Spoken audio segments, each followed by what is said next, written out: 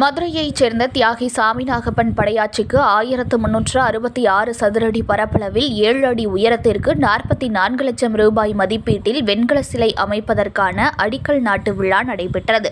அமைச்சர் மெய்யநாதன் பணியை தொடங்கி வைத்தார்.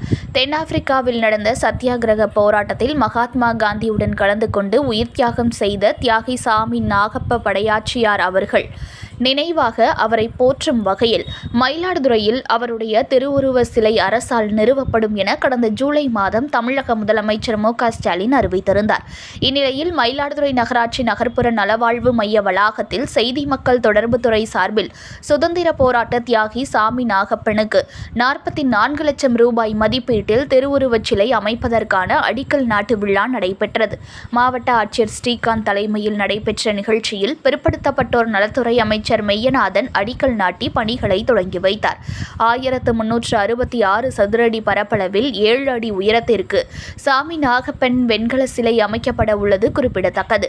இந்நிகழ்ச்சியில் MP சுதா, MLA-க்கள் நிவேதா முருகன், ராஜ்குமார், பன்னீர்செல்வம், TRO பூங்கொடி, நகராட்சி தலைவர் செல்வராஜ் உள்ளிட்ட பலர் கலந்து கொண்டனர்.